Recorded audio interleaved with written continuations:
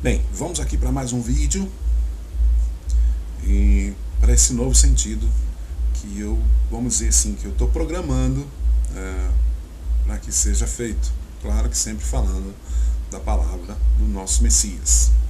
Eu vou começar aqui em Mateus 9, capítulo 9, versículo 37, que diz: Então disse aos seus discípulos: a seara é realmente grande, mas poucos os ceifeiros.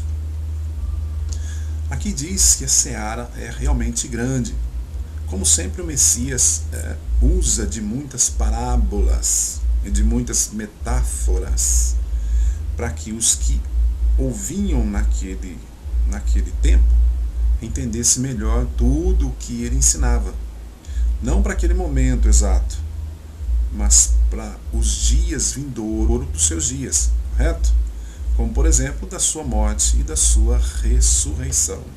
A palavra seara significa, pelo nosso dicionário, local em que se encontra os cereais, campo de cereais, território de terra, que pode ser utilizado para o cultivo de campo semeado, terra que pode ser semeada após a preparação do terreno para o cultivo. Entendemos então que a seara é propriamente o campo, que na verdade são as pessoas para ouvir sobre o reino, porque o Messias veio para pregar sobre o reino e pregar sobre a salvação. No versículo 38 diz, de Mateus 9: Rogai, pois, ao dono da seara que mande ceifeiros para a sua seara.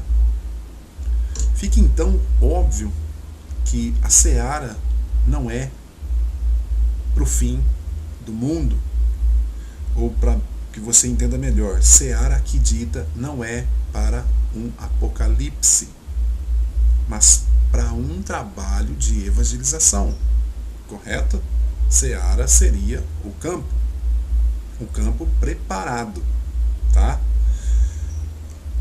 Mateus 13, que é a nossa leitura, que nós vamos estar lendo, e em Mateus 13 nós vamos ver muito aqui sobre fornalha de fogo, ranger de dentes, trevas exteriores, vamos ver de semente, vamos ver de ceifa, de consumação dos séculos e outros mais que simboliza, que no caso aqui isso tudo simboliza para muitos o fim, né? O fim de tudo, o fim do mundo, o apocalipse. Mas essas palavras seria tudo real? Realmente? Seria tudo real mesmo? Ou o Messias usou de uma linguagem comparativa, falando de uma palavra para significar a outra? Vamos ler? Aqui em Mateus 13, 24, diz: propôs-lhes outra parábola, dizendo: a primeira noção que temos que ter é que todas as vezes que se inicia um discurso por parábola, tudo que se é narrado se torna um discurso subentendido, como tirando do real para uma imagem significativa, correto? Então, entrando nessa parábola, o Messias fala: o reino dos céus é semelhante, entrando na parábola, ele diz, ao homem que semeia a boa semente. A semente aqui é a palavra plantada muito antes dos apóstolos. Você pode estar vendo aqui em João 4,38, que diz: eu vos enviei a ceifar onde vós não trabalhastes. Outros trabalharam, outros semearam, outros cultivaram ali a semente, e vós entrastes no seu trabalho. E o homem do versículo 24 se refere ao Messias. Você pode conferir também no versículo 37 de Mateus 13, que diz: e ele respondendo disse-lhes: o que semeia a boa semente é o filho do homem no seu campo. O campo é o mundo. Você pode estar conferindo no versículo 38, que diz: o campo é o mundo, e a boa semente são os filhos do reino, e o joio são os filhos do maligno. Aproveitando o gancho desse versículo aqui, esse gancho, né, que nós lemos aqui desse versículo, seria realmente essa semente, seria realmente os filhos do reino, e o joio seriam os filhos do maligno? Sendo assim, então, joio aqui é o mal, é os homens maus, né?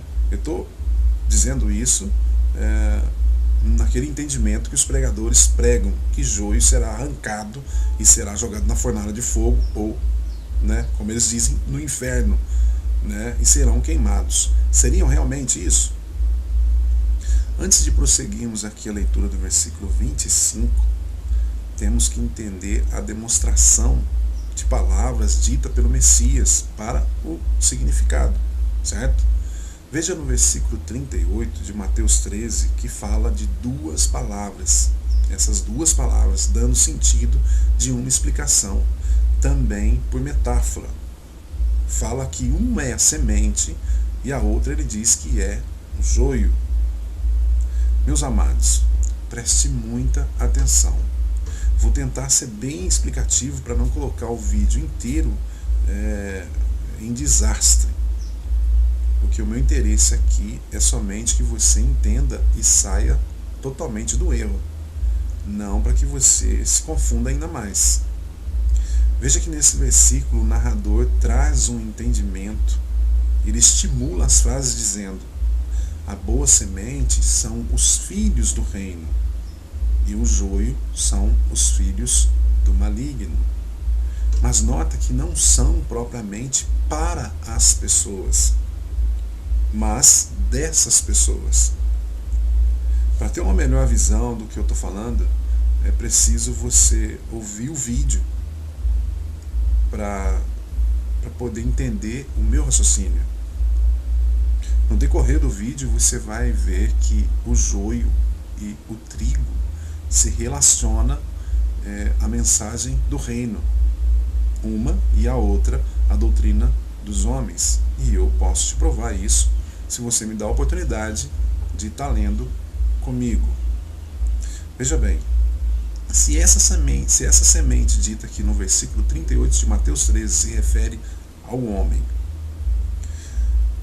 porque diz nesse mesmo versículo o seguinte: semelhante ao homem que semeia. Isso dito pelo Messias e se referindo a ele mesmo, certo? E no versículo 25 diz: veio o seu inimigo, que não é o diabo, não o diabo em forma de um ser, mas esse diabo seria, claro, com certeza, o homem, e semeou joio. Portanto, se a semente dita no versículo 24 se refere ao homem, então tem que ser desde a época de Adão, quando foi semeada pela primeira vez a semente homem. Porque ali diz, no versículo 24, que foi semeada boa semente. E onde ela foi semeada? No meio do joio? Ou foi o joio que foi semeado no meio da semente? Sendo o homem plantado, sendo aqui, no caso, o homem plantado, a semente sendo o homem, então, sendo o homem plantado, teria que ser o primeiro como trigo, e não como joio. Então, Adão já veio, no caso, como joio. Sendo assim, esse joio também teria que ser homem, claro. Porque na narrativa, um é semente e o outro joio. Mas não poderia ser o homem, porque diz no versículo 39, o inimigo que semeou é o diabo. E no versículo 25, veio o seu inimigo, que diz no versículo 25, veio o seu inimigo e semeou o joio no meio do trigo. Notou que o diabo plantou o joio no meio do trigo? Porque o trigo já tinha sido plantado. Então não pode ser comparado joio e trigo ao homem, porque os dois vieram crescendo numa só vida. Então o resumo consta que a semente já estava plantada. E depois de nascida, crescida, dado o seu fruto, também com ela apareceu o joio. Nota que ele diz, e semeou joio. Não há nenhum artigo aqui, nem definido, nem indefinido, que acompanha a frase, como dizendo, no caso, como se dizendo, no caso, né, semeou o joio, ou com artigo definido, ou então com artigo indefinido, semeou um joio, dando aí o significado de joio para uma pessoa, para alguém. Mas não tem nenhuma dúvida nessa narrativa de que não se refere a um homem. Isso nos dá a entender que não precisa então haver separação entre homem, ou seja, entre trigo homem e joio também homem, entende? Mas a separação é com certeza a palavra simbólica que o Messias usa aqui no versículo 24, trigo e joio é uma mensagem, uma é a mensagem do reino e outra é a doutrina dos homens. Você vai entender melhor. Continuando aqui, no versículo 26, diz, e quando a erva cresceu, frutificou, apareceu também o joio. Então, o trigo já era plantado, correto? Não tem como ser significar joio e trigo significar o homem, porque o homem, o mal, vivia junto com o bem. Então nota que a semente aqui virou erva, que agora é fruto, né? Então não está se tratando aqui de homens, mas de palavra, que agora está junto com o joio. Ora, o Messias não está falando que plantou uma semente feto e depois nasceu um nenê, depois cresceu, ficou jovem e depois homem. Analisa por palavra, que é o sentido mais correto. Analisa comigo. Se essa semente foi plantada, onde ela foi plantada? O homem, vamos falar do homem. E o trigo, né, sendo plantado, no caso o joio, eu disse ali, onde ele foi plantado, e o trigo, onde ele foi, onde ele cresceu. Nota que o homem ele cresceu no mesmo, na mesma vida que o joio cresceu na mesma vida que o trigo. Isso se tratando do homem, como você diz que é o homem. Sendo assim, então, nada seria colocado entre eles. Eles cresceram juntos. Eles nasceram juntos. E aqui não diz isso. Se a semente plantada nasceu e virou trigo, como eu falei, certamente é a palavra do reino. Certamente a semente foi semeada no campo da mente. Para que você entenda melhor sobre essa semente, basta você voltar um pouquinho atrás e ler Mateus 13, versículo 18 ao 23, para entender sobre a palavra do semeador, ou a parábola, né, também outra parábola do semeador, que com muita lógica fala da semente. Então fica muito claro que quando diz em arrancar o joio ou o trigo, está se tratando de semente, e que sementes em uma parábola é a própria palavra, a própria mensagem, e não como muitos pregadores pregam, dizendo que o joio será arrancado no fim dos tempos, né? No caso, no Apocalipse. Ou para que muitos entendam, né, melhor ainda, para as pessoas, de todas as formas, o sentido é sempre endereçado para alguém. E ela, a semente, nasceu e agora virou trigo, mas isso não muda o sentido. Versículo 27. E os servos do pai de família, indo ter com ele, nota que agora entra os homens. Veja que é nesse momento que a palavra a mensagem do Messias torna em destaque. Então o versículo 27 diz: e os servos do pai de família, indo ter com ele, disseram-lhe: Mestre, não semeaste tu no teu campo boa semente? Por que tem então joio? Veja que os servos aqui são os que recebem, ou na verdade os que receberam a semente, porque eles já cuidavam desse campo, certo? Por isso eles disseram: não semeaste tu no teu campo boa semente? Esses servos foram os que viram essa plantação desde o início. Por isso que eu digo que não é, o plantio ali não é homens, e sim a palavra, porque os próprios homens, desde o início, acompanharam essa plantação, esse trabalho, e são os que cuidam, não dos homens, mas da palavra, da mensagem dita pelo Mestre. É como se eles perguntassem: por que tem outras doutrinas no meio da palavra que você pregou? Entende agora o quanto esses homens, esses pregadores, pregaram ao vento e mentiram para você? O versículo 28 diz assim: e ele lhes disse: o inimigo é quem fez isso. Então veja que aqui fica bem claro que esse inimigo não colocou nenhum homem no campo. Seja qual for o inimigo dito aqui, o Criador nunca, jamais deu esse tal poder para o seu inimigo, para qualquer um dos seus inimigos.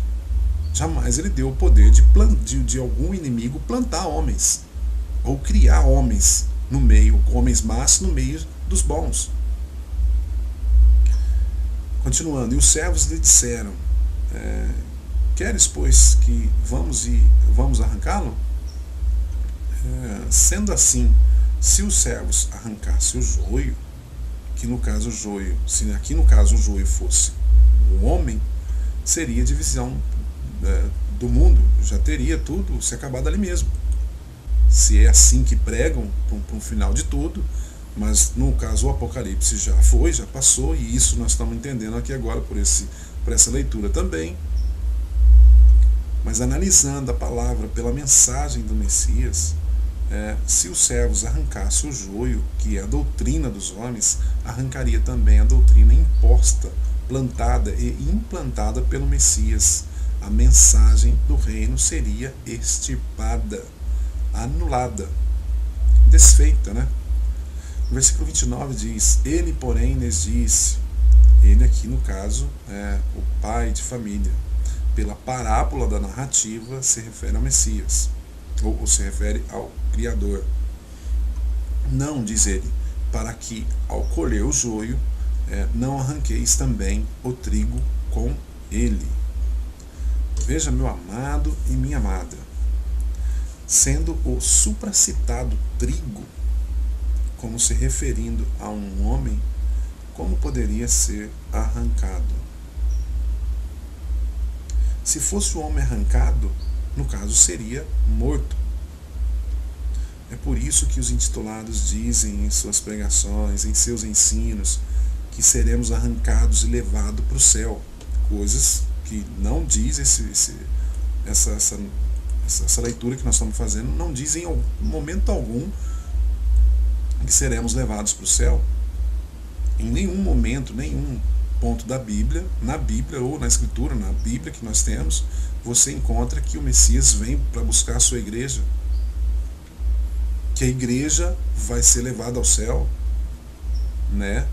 ou que o trigo vai ser arrancado e levado para o céu. Mas nota que a palavra arrancado é uma palavra forte, de forte expressão. Arrancado é uma expressão de força, como que um atropelado.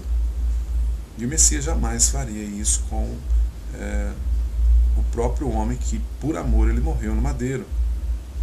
Mas o joio, a doutrina dos homens, não foi tirado até então, porque não era ainda chegada a hora, a consumação do século. O versículo 30 diz: deixai crescer ambos juntos até a ceifa. E por ocasião da ceifa direi aos ceifeiros: colhei primeiro o joio e atai-o em molhos para o queimar, mas o trigo ajuntai-o no meu celeiro. Veja que aqui o narrador traz a frase falando do joio e atai-o em molhos para o queimar. Nota que aqui ele não usa plural, como dizendo para os queimar, mas para o queimar. Veja, atai-o molhos ou em molhos para o queimar, tirando assim toda a dúvida de que joio não pode ser homens, porque homens é no plural. E se esse joio teria que ser queimado, então ele ia dizer atai-os em molhos para os queimar. Aí você diz: olha o celeiro aí onde nós vamos ficar quando o Messias vier nos buscar.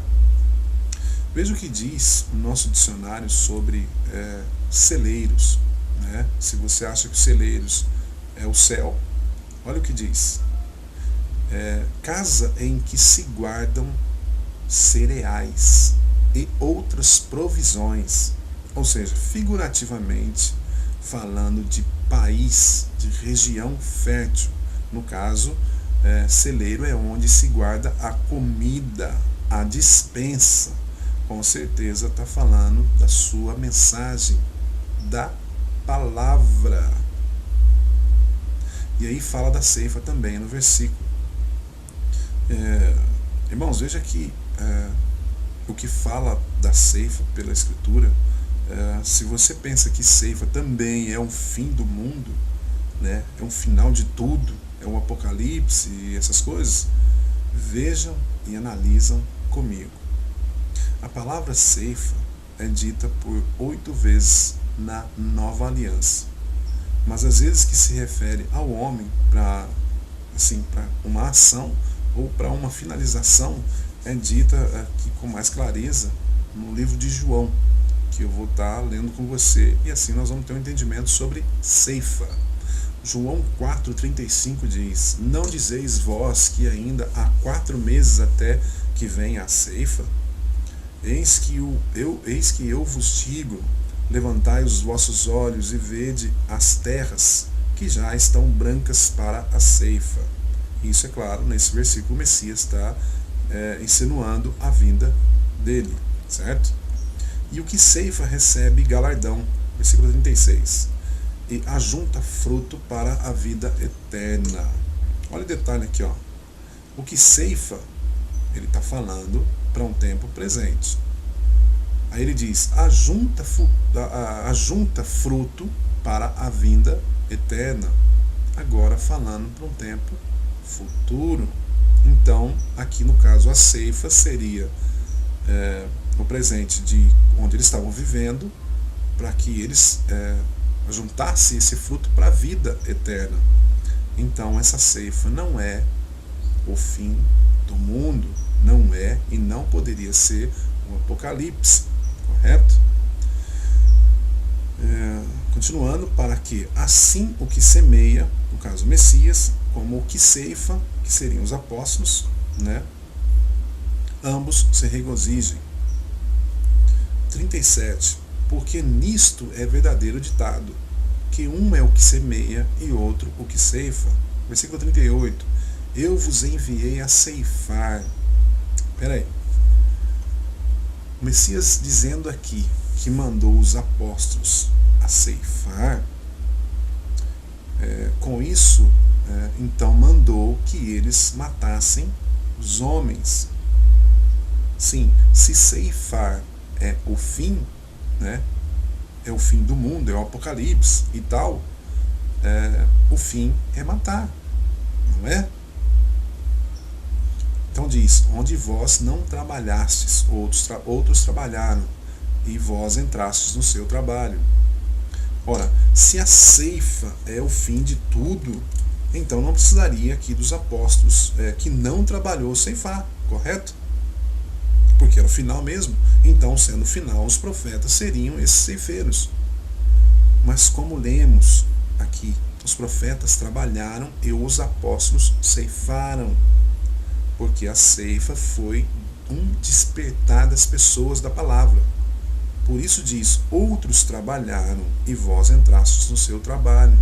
Porque os apóstolos presenciaram isso naquele tempo, no tempo do Messias. A sua palavra, os seus atos, suas mensagens, não é?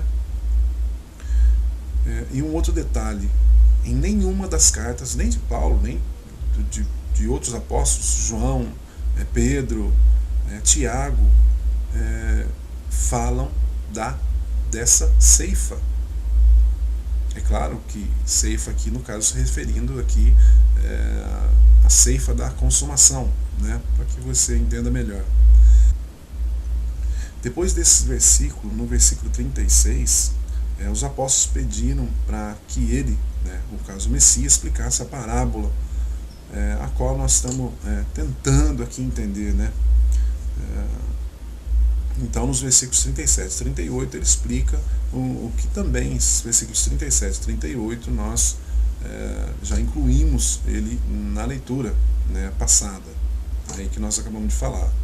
Mas você, por descrédito, né, esteja lendo o capítulo inteiro para que você entenda. Descrédito eu digo porque não tem o título de pastor, felizmente, né? Se eu tivesse um título de pastor, com certeza seria mais fácil chegar ao mesmo entendimento. Por isso estou fazendo esse vídeo tão detalhado, né?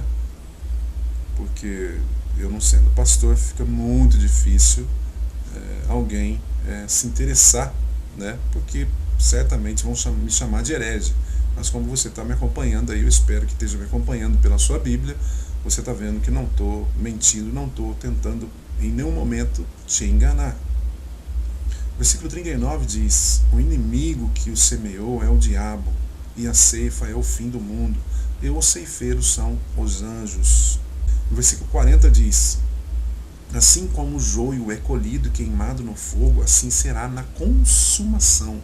Logo à frente vamos estar lendo também e tentando entender sobre consumação dos séculos, consumação do mundo, e aí vai. Mas quem é queimado no fogo? A doutrina dos homens ou os próprios homens? Porque diz ali, né? Como o joio é colhido e queimado no fogo.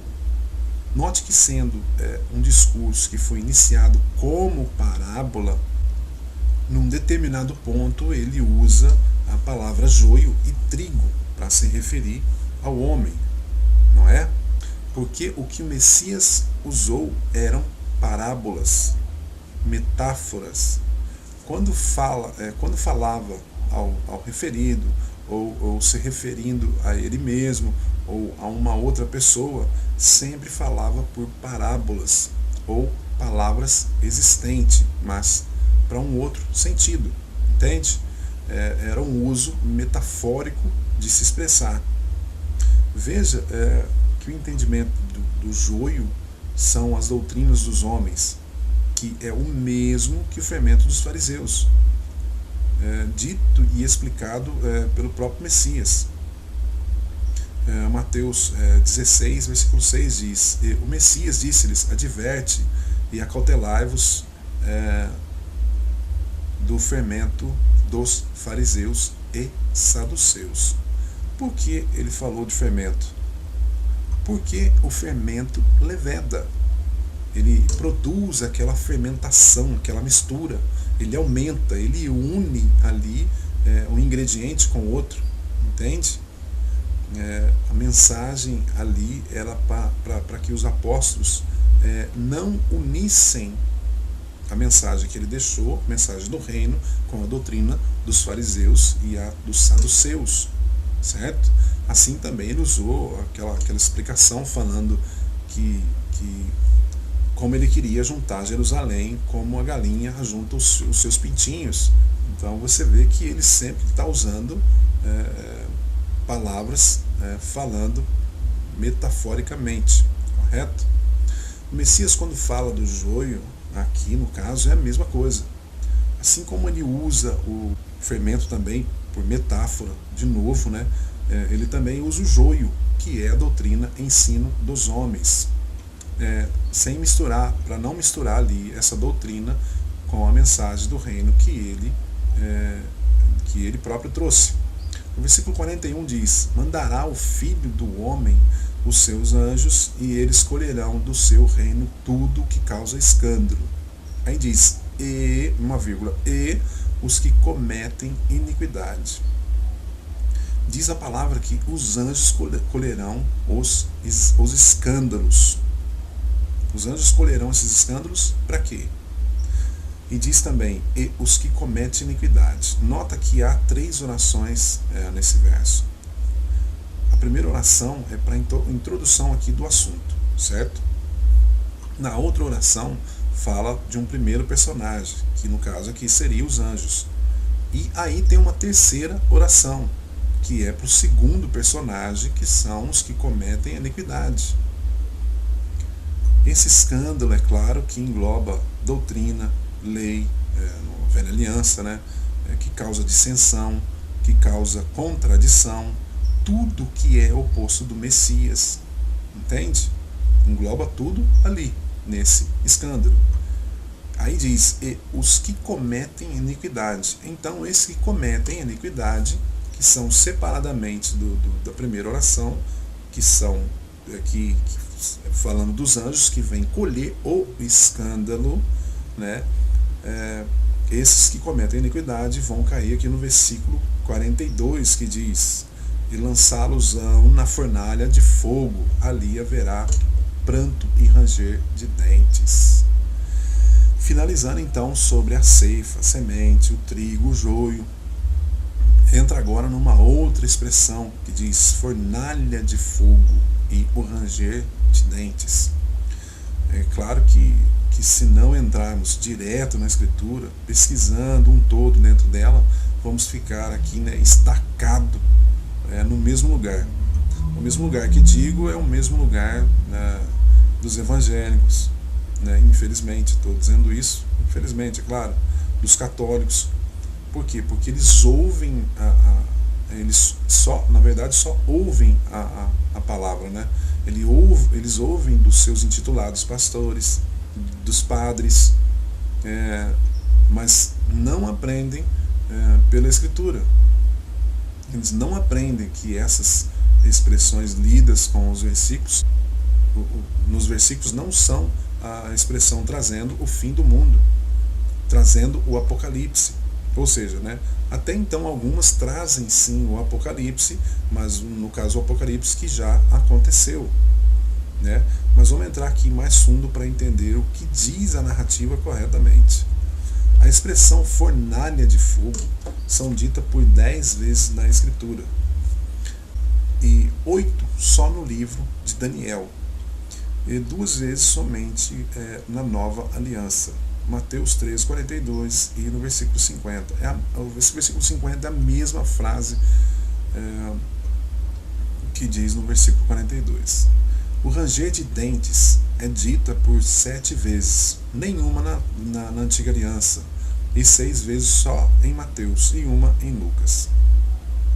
Vamos entender primeiramente que ranger, a palavra ranger, não é sentir dor, como muitos pensam, e até muitos ensinam dessa forma. A palavra ranger é o mesmo que rilhar os dentes, é o mesmo que sentir raiva e não dor. Posto isso, conseguimos então entender que esse versículo fala de alguém com raiva, certo? De alguém irado, não morto, mas vivo. Ringir os dentes, não de dor por estar numa fornalha de fogo, entende? Vamos ver o versículo que fala da fornalha de fogo e de ranger de dentes. São versículos, né? Mateus 8:12 diz assim, ó, e os filhos do reino serão lançados nas trevas exteriores. Veja bem, eu vou te fazer uma pergunta e aí você me diz, você que crê que as trevas exteriores é o inferno, então me diz onde é que estão as trevas interiores. Porque se existe a exteriores, as trevas exteriores, com certeza tem que haver também as trevas interiores, certo?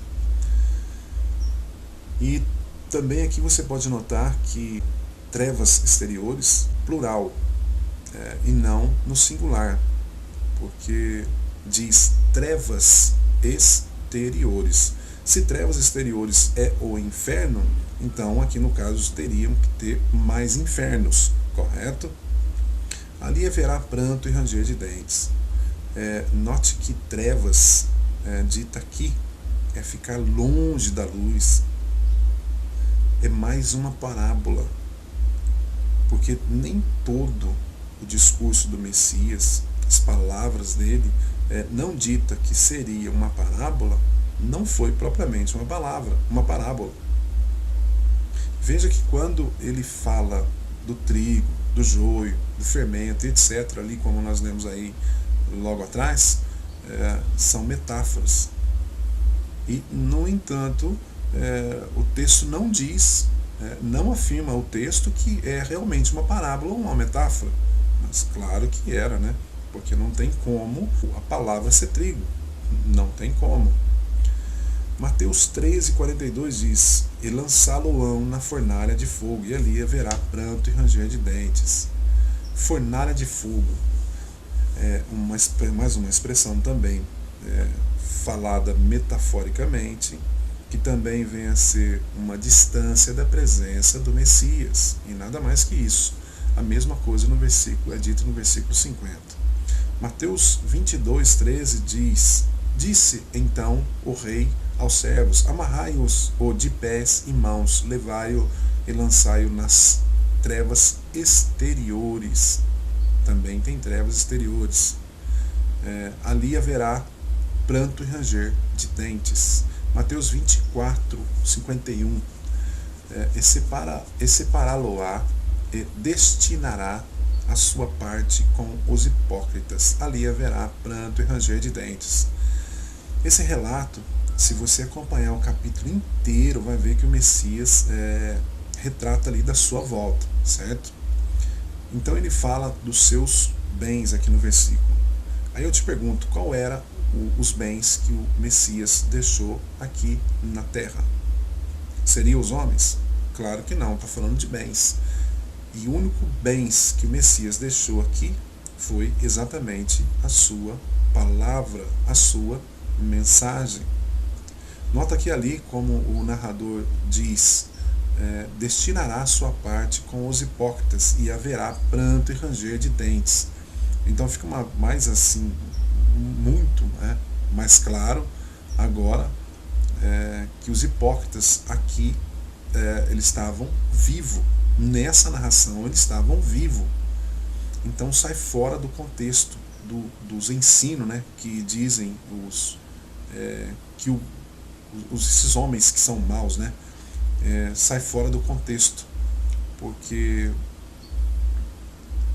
se aqui o homem será jogado na fornalha de fogo, se no contexto eles usam como fornalha de fogo seria um inferno, então aqui ele sai fora totalmente, porque aqui diz que essa parte será destinada aos hipócritas, certo? Então não tem como esses hipócritas, eles não foram mortos, eles estão vivos. Por isso eu digo que sai fora do contexto, onde eles leem que os maus vão para o inferno, para a fornalha de fogo. Isso eu estou dizendo dos pregadores, os famosos. Mateus 25:30 diz: lançai, pois, o servo inútil nas trevas exteriores, ali haverá choro e ranger de dentes. Em Lucas 13:28, que seria aí a última vez que é dita a palavra ranger de dentes, então diz: ali haverá choro e ranger de dentes, quando virdes Abraão, Isaque, Jacó e todos os profetas no reino do Criador, e vós lançado fora.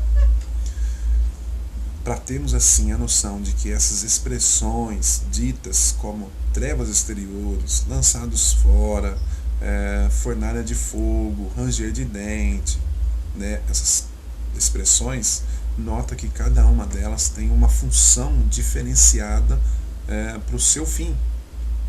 Se você comparar trevas exteriores com fornalha de fogo, você vai ver que as duas são para uma finalização diferente uma da outra, né?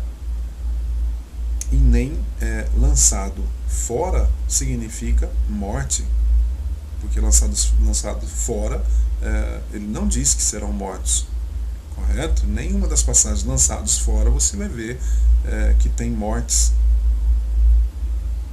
Então essas palavras, nesses paradigmas que o Messias usou como expressões, né, certamente foi dito para aqueles que ficaram de fora. De fora de onde? De fora da sua graça, de fora da sua salvação, né? De fora do caminho do Criador ao Pai, correto? Do nosso Criador, nosso Pai. E também aqui a consumação dos séculos, né? Ou consumação do mundo. Veja Mateus 13, 49, voltando lá para Mateus 13, né, que é a nossa leitura. Assim será na consumação dos séculos. Virão os anjos e separarão os maus de entre os justos. Somente uma separação. Veja que diz, assim será na consumação dos séculos. O que é consumação dos séculos? Ou na consumação do mundo? Precisamos entender o que diz essas expressões para chegarmos a um entendimento único. É difícil, mas temos que, se pegarmos assim para ler e para ver passo a passo, com certeza vamos entender, vamos entender de um entendimento único, claro. E assim nós vamos também deixar de aprender desses mentirosos, desses pregadores enganadores, né? Bom, pelo dicionário diz que consumação é o mesmo que realização de algo, término, fim, conclusão. Veja, amado, que por ser o fim, o término, conclusão, não dá o sentido de um fim do mundo, de um apocalipse, não se tratando para o apocalipse que todos esperam hoje, correto? Eu vou ler e nós vamos estar lendo aqui, e na consumação, veja só, e na consumação da minha leitura, né, você entenderá que é somente uma conclusão do que se diz ou se faz, e não propriamente um fim de tudo, ou um fim apocalíptico de uma espera para o futuro de agora, correto? Eu estou dizendo agora, nós estamos aqui em 2013, hoje é dia 1º de maio, certo? Daniel, entrando aqui na escritura, é dito por 5 vezes, né, e 4 delas na nova aliança.